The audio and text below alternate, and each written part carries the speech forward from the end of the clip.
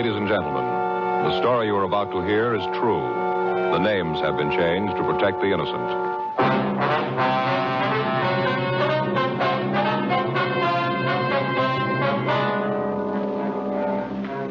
You're a detective sergeant. You're assigned the homicide detail. You get a call that a 72-year-old man has been murdered. His invalid wife has been brutally beaten. There's no lead to the assailants. Your job, get them.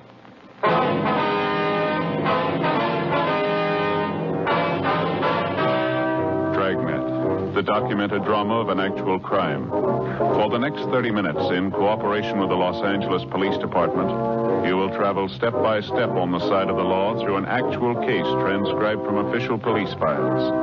From beginning to end, from crime to punishment, Dragnet is the story of your police force in action.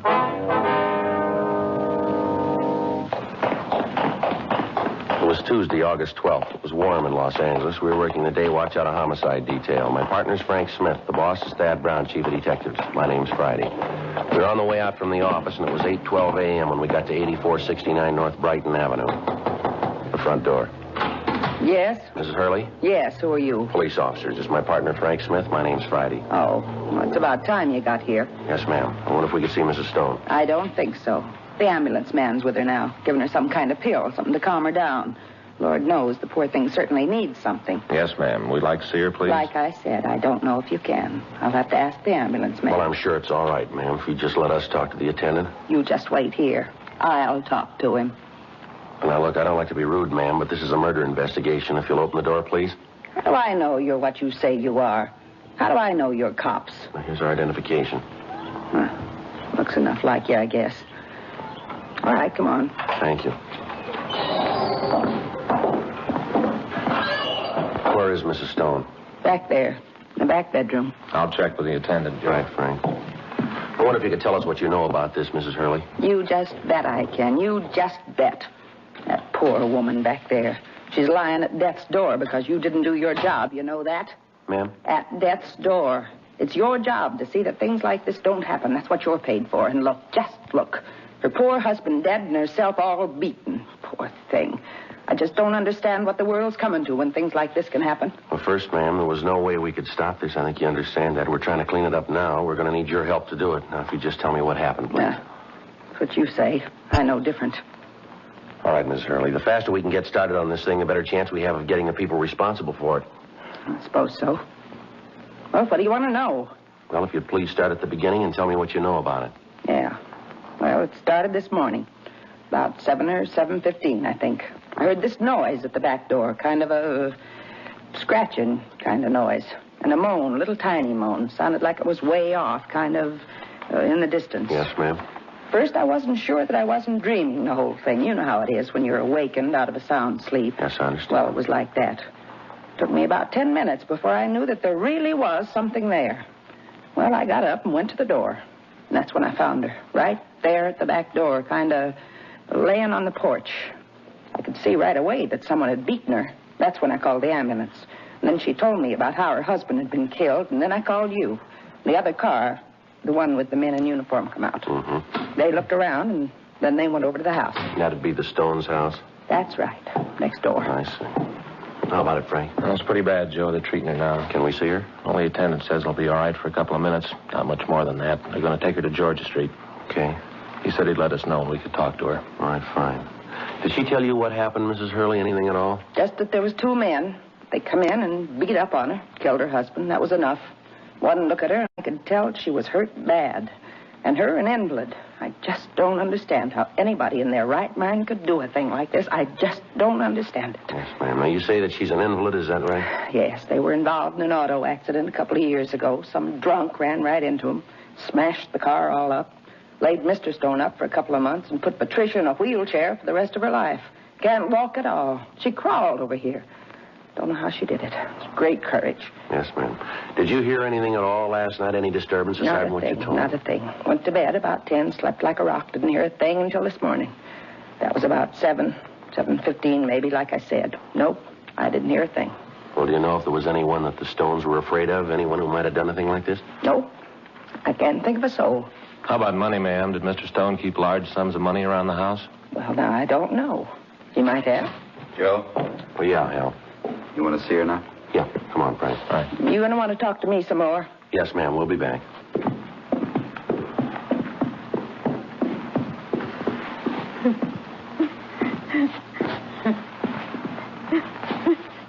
Mrs. Stone?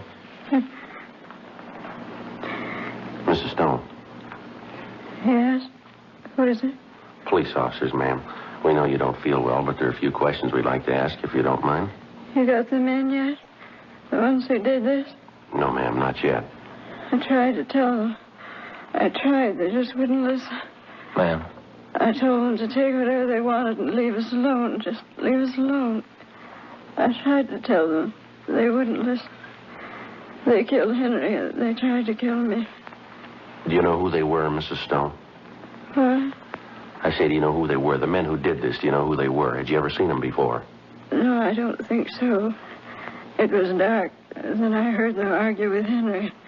I tried to get up. I tried to help him, but I couldn't. I screamed, but they didn't pay attention. Then they killed her. Ma'am, can you describe them for us? Tell us how tall they were, how they were dressed, maybe? They didn't know that I was there. Then they came into my room, and they said they'd kill the other one, so they might as well kill me, too. I tried to tell them to go away, and they wouldn't listen. They just hit me and hit me and hit me. There wasn't anything I could do. Did they drive a car, ma'am? Is there anything you can tell us that might help us in identifying them? Did one of them use a name, maybe? They locked me in the closet. They put that pillow over my head. I don't know why. I told them they could take what they wanted. Take it if they just leave us alone. But they didn't. They killed Henry. They tried to kill me. All right, Mrs. Stone, everything's going to be all right here. Don't worry now. Just try and get some rest. Doesn't matter much now. Isn't anything that matters anymore. Nothing now that they killed Henry. All right, ma'am. Please try not to get upset. Joe? Yeah. Better get her downtown. Well, how's it look for her, Hal? What are her chances? Depends. Yeah. How hard she wants to try.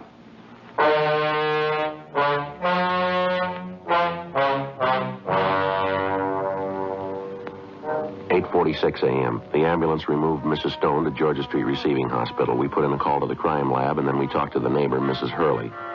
She could add little to what she'd already told us. She said that she'd heard no loud noises during the night and that she'd seen no one in the neighborhood acting suspicious. She told us, however, that Mr. Stone was known to have kept large sums of money in the house. She went on to say that he made no attempt to hide his distrust of banks and that he had often said that all of his money was on the premises. 9:02 a.m. Frank and I went next door to the Stone home. The crime lab and latent fingerprint crews had arrived and were going over the place for physical evidence. We talked to Ray Pinker of the crime lab. This is how they got in. Yeah, toward the screen, huh? Must have done it with their hands. Couldn't find any tool marks. You figure the door was open then, huh, Ray? Yeah, it looks that way. One of those old-fashioned locks, no indication that they forced it. Mm-hmm. Did you find anything else? Take a look back here in the closet. Well, they sure tore the place up, didn't they? Yeah, went through everything. Even took the pictures off the walls. Yeah. Ripped up the bedding. There's in a drawer they didn't go through. Any prints at all? Bergman's checking it. Haven't found anything yet that I know of. Pretty bad. Here. Look at the mattress on the husband's bed. Tore it all up. Stuffing scattered around the room. Looks like a tornado went through the place. The closet's back here. This was Mrs. Stone's room. See where they dragged her. Yeah. Must have hit her the first time about here, and then they dragged her over to this closet, dropped her in here. You can see where she stacked those suitcases up there to pull herself out the window. I don't know how she did it. Bad off as she was. Looks like robbery was the motive then, huh, Ray? Can't agree with that, Joe. What? Come on back to Stone's room.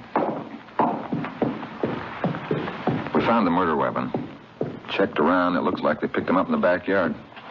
Here, take a look. A couple of wooden clubs. Looks like they came from a walnut tree just outside the back door. Kind of blows the robbery angle. Yeah. They were ready to kill the Stones when they came in.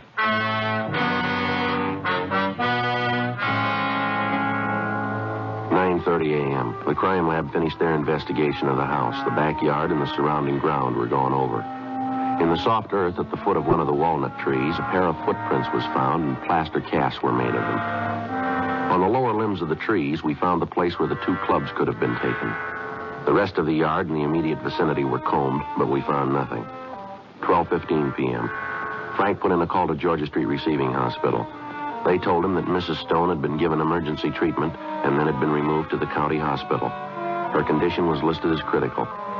They said that it would be some time before we'd be able to talk to her. 1:30 p.m. We began to canvass the neighborhood. From the people in the surrounding houses, we found that Mr. Stone had retired from the wholesale grocery business about 10 years ago. He devoted himself to the cultivation of prize roses and the care of Mrs. Stone. The neighbors told us that the Stones were quiet and that they seldom entertained. 3:15 p.m. We went back to talk to Mrs. Hurley. I knew you'd be back. Ma'am? I knew you'd come back to talk to me again. Could have told you a lot, but I thought I'd just let you try and find out for yourself. Didn't do too well, did you? Did you? I don't think I understand, Miss Hurley. Simple. Anything you want to know about this neighborhood, you come to the source. That's me. Anybody knows what's going on here, I do. Yeah, well, if you had information that you thought we should have had, why didn't you tell us before, ma'am? I didn't want to. Ma'am? I said I didn't want to. I still say that you were responsible for this whole thing, done your job, and it wouldn't have happened. Oh, I still haven't forgot. Oh, no, sir. Now, look, Miss Hurley, this is a murder investigation. I told you that before. A man has been killed. A woman's been badly beaten. We're going to need all the cooperation from you that we can get. I'm ready now. What? I'll cooperate. I'll tell you what you want to know. All right, Miss Hurley. First, do you have any idea who might have done this? You just bet I have. Who, ma'am? Their boy. Only one that's mean enough to do it. Only one. Their boy? Sure. Herman Jr. He's the one. You just bet. Why do you say that? Because I know, that's why. Mean kid. Always had trouble with him. He caused the only trouble ever was between Patricia and me. Troublemaker. That's what he was. Pure and simple, a troublemaker. How old is this boy, Miss Hurley? 36, a real monster. You know where the boy is now? No, and I'm not interested. Happiest day of my life when he moved out of the house. Oh, he and I used to get in some arguments. Little brat. Stand there and think he was so big. Finally, Mr. Stone saw it. Told him to get out. Moved right out of the house, bag and parcel right out. You mean that Mr. Stone and the boy had arguments? See? That's what I mean. No wonder people don't cooperate with you.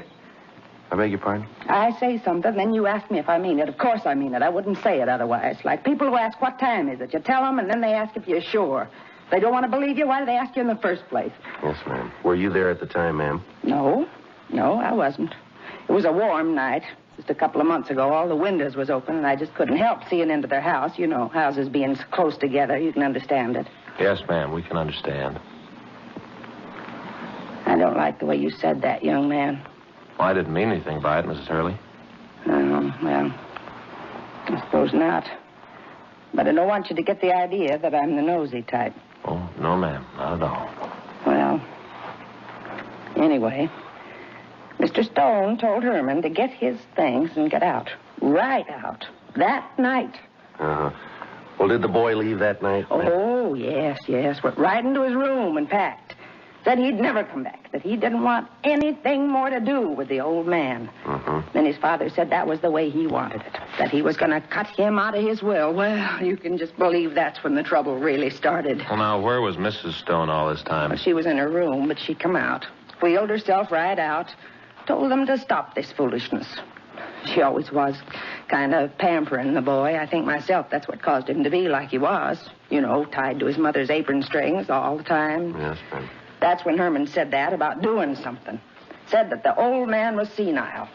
Said that he was crazy. And that the money was his, and he was going to see that he got it. Mm-hmm. Said he meant to have it if he had to kill somebody.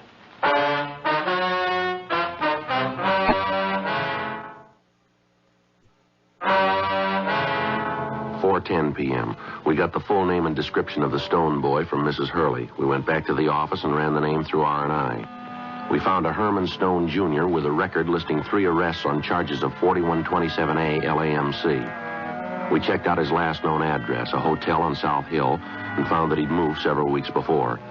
The manager gave us a forwarding address, and at 6:10 p.m., Frank and I drove out to see him. It was a large apartment hotel on Wilshire Boulevard. We talked to the desk clerk. Sure, I know Herman. Nice guy. Once in a while he gets a little loud, but most of the time he's a real nice guy. Is he here now? I don't think so. Let me look. Key's here. I think I saw him go out about an hour ago. He wasn't feeling too well. Bad hangover. Any idea where you might be? No, like I said, I didn't talk to him. Just saw him go out. You know what he does for a living? Herman? Yes, sir. I don't think he does nothing. Plays the horses a little bit, picks up a buck that way. Good player. Sure knows the dogs. Giving me a couple of tips. Didn't do any good. He sure does all right. Made a real killing yesterday. Must have hit it for about $4,000 or $5,000. That right? Yeah.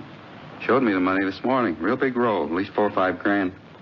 Tips he gave me never did that good. You got any idea where he was last night? So what's this all about anyway? Herm done something? Well, it'd be better if we talked to him. Oh, yeah. Well, yeah, I guess you guys know what you're doing, huh? Well, yes, sir. He asked me if I knew what he was doing last night. Uh-huh. I sure do. He really tied one on. Of course, with his luck, I don't wonder. Really tied one on. Sir? Loaded. He got in here. He had a bottle. So you won't say anything about this to the management, will you? No, sir, we won't. Couldn't have that happen. They don't approve of drinking while I'm on duty. You understand. Kind of stuffy, but that's the way they look at it. Uh-huh. Well, like I said, old Herm rolls in here, and he's got this bottle. Asked me to have one with him. Well, I don't like to get him sore, so I do. And we have a couple of more. Old Herm, that boy can really put it away. Yes, sir. What time was that? Well, let's see. I guess about 7, maybe 7:15. Mm-hmm. Did he go out after that? Sure didn't. Killed the bottle, and then he passed right out, cold. Slept there on that couch. Uh-huh. No, sir, old Herm didn't go anyplace.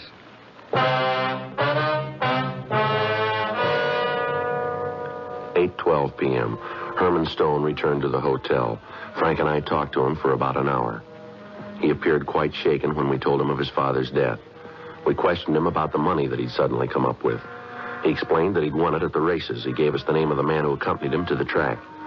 Frank and I checked with him and found that Stone's story was true. We checked his shoe size and found that it was not the same as the print found at the scene of the murder. 10:46 p.m. We called the office and they told us that we'd gotten a message from the county hospital. Mrs. Stone was able to talk. She wasn't completely out of danger, but barring a relapse, she was expected to recover. Frank and I drove out to the hospital and talked to her. I wish I could help you more than I have, but there just isn't anything else. Well, could you give us any idea of about how tall they were? Well, that'd be pretty hard to do, Mr. Friday. I was lying down when they came into my room. I could only guess, but I'd say maybe as tall as you. I don't think much taller. I see. Now, how about their build, ma'am? Was it heavy or slight? I can't be sure. I guess if I must say one or the other, I'd have to say they're about medium. One was very strong, though. Ma'am? The one that carried me to the closet. He was strong. Just lifted me out of bed and carried me over to the closet and threw me on the floor. Did your husband have any large amounts of money in the house? Yes. Yes, he did. Herman never believed in banks, not since the crash. Always said that he could take care of the money as well as they could. Yes, ma'am. He had all of his savings in the house. Kept them in the mattress on his bed. Do you know about how much that might be, Mrs. Stone? I'd only be guessing, but I'd say maybe $12,000 or $13,000. He used to talk about it, too. I know that didn't help any. Well, who'd he talk to, Mrs. Stone? People in the neighborhood. He used to tell them that he didn't get the interest, but that he always knew just where his money was. Used to ask them if they could say the same. Mm-hmm. Can you think of anybody in the neighborhood who might do a thing like this? Oh, no. We've lived there for a long time. No, none of them would even think about it. I see. Did you or your husband have any enemies? Anyone that you had any arguments with, maybe? No, there wasn't anyone. Mr. Friday. Yes, ma'am? Does my son know about this? Does he know that his father is... Does he know about it? Yes, ma'am, he does. He's outside in the hall right now. He said he'd like to see you. Poor boy. Never did get along with his father. I tried to make them understand each other. I tried so hard. Didn't seem to do any good. Mm-hmm. Well, if there's nothing else that you can tell us, ma'am. There's one thing. I hate to mention it. It seems so silly. What's that, Mrs. Stone? Well, when they were arguing with Herman in the next room, they got very loud. I thought that I recognized one of the voices. I can't be sure, but at the time I thought it. Yes, ma'am. Then when they came into my room, I was pretty sure. But I could be wrong, and I wouldn't want to cause anybody any trouble. I wouldn't want to make a mistake. Well, who do you think it might have been? Whose voice do you think it was? It sounded like Smokey's. Who? Smokey. He used to do some work around the yard for Herman. That was a year or so ago. I haven't seen him since then. Well, do you know where we can get in touch with him, ma'am? No, I don't. As I said, I haven't seen him in over a year. What's his full name, Mrs. Stone? I don't know, but That's why I thought it might be a little silly. I don't even know his right name. He just told us his name was Smokey. A young man, always had a cigarette in his mouth, chain smoker, I think you'd call. Uh-huh. Herman used to kid him about it, smoking all the time. I don't think Smokey liked it. He was a pretty serious young man, used to get a little angry at Herman. I see. Can you give us a description of the man? Oh, yes. Nice-looking boy. I hope I haven't made a mistake. I hope I haven't done the wrong thing. Well, don't you worry about it, Miss Stone. What? That's his worry now.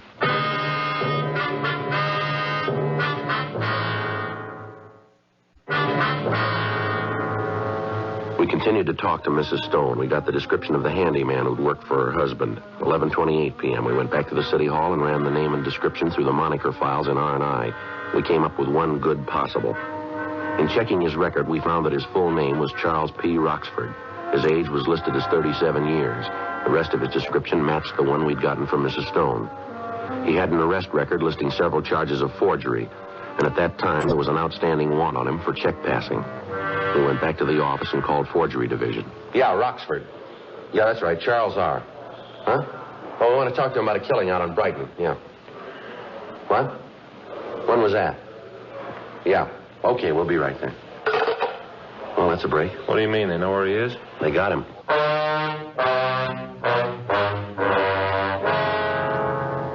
Charles Roxford had been picked up a few minutes before by officers in Forgery Division while he was trying to pass a bad check. Frank and I went down the hall and took the prisoner to the interrogation room. We talked to him for 2 hours.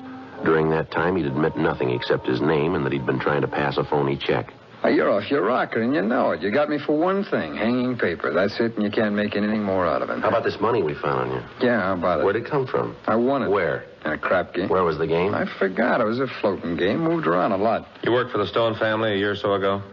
I don't know. I might have. I worked for a lot of people. You worked for them? I might have, like I said. They seem to think you did.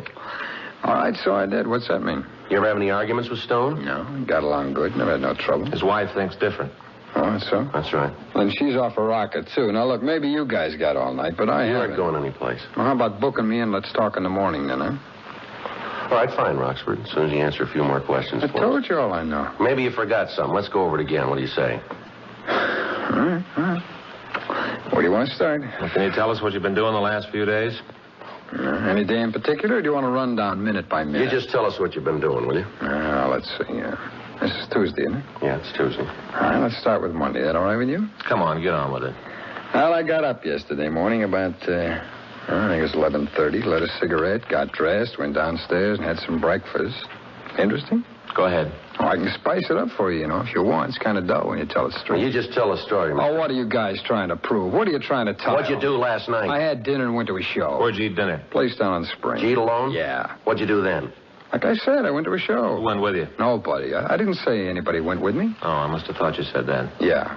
I went alone. All right, where'd you go after that? I walked around, had a couple of drinks. Where? A bar down on 5th. What time was that? About 12:30 or so. Anybody with you? No. You know the bartender? No, I never went in the place before. Then you got no way of proving you were there, is No, do I have to? It'd help. Well, why? I'm a big boy now. I don't have to explain anything to you guys. Now, get off my back, will you? I'm getting sick of playing footsie. Where'd with you go two. after you left that bar? I went home. Where's that? It's a place over on 4th. What time did you get in? I don't know. Maybe 1:30, 2. Mm-hmm. Desk clerk see you come in? No, he's asleep. How long ago did you say you worked for the Stones? I didn't. You said I worked for him a year Is ago. that right? I guess so. I forgot. What's this bit about the Stones? You got any way of proving where you were last night? Like I said, I don't have to. That's the way you look at it, mister. You're in trouble if you can't come up with an alibi we can't break. That right? Yeah. Why? Because Mrs. Stone got a good look at you. She couldn't have. The lights were out. Yeah, no, that's clever, Roxford. You want to tell us about it now? Come on, Roxford. All right, I should have known. I should have known. I never should have done it, but I didn't have any choice. You can't figure that, can you? What do you mean? Well, I owed this money. The guys are getting tired of waiting. They said I had to come up with it. I didn't have any choice. Is that right? Sure. Well, you can see it, can't you? I had to come up with the money. I tried to win it back. The more I played, the more I owed him. There just wasn't any other way. I knew old man Stone had it. Wasn't doing him any good, and I needed it. And I knew where he kept the money. Who was with you? Jackie Forbes. You know where we can find him?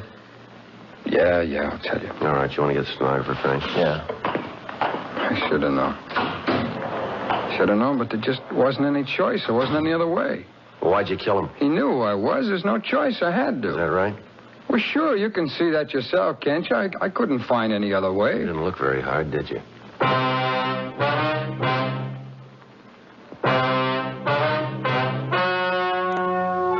The story you have just heard was true. The names were changed to protect the innocent. On December 10th, trial was held in Department 89, Superior Court of the State of California, in and for the County of Los Angeles. In a moment, the results of that trial.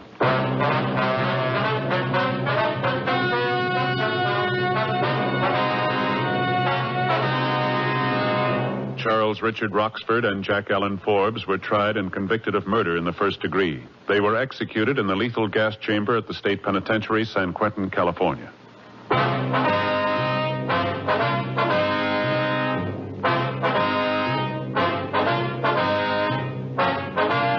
You have just heard Dragnet, a series of authentic cases from official files. Technical advice comes from the Office of Chief of Police W.H. Parker, Los Angeles Police Department.